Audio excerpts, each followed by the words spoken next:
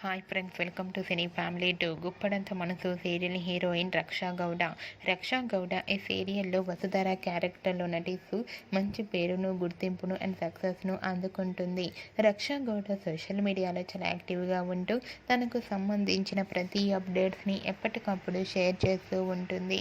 రక్షా updates బయటకు రాగానే మంచి మంచి కామెంట్స్ పెడుతుంటారు అభిమానులు.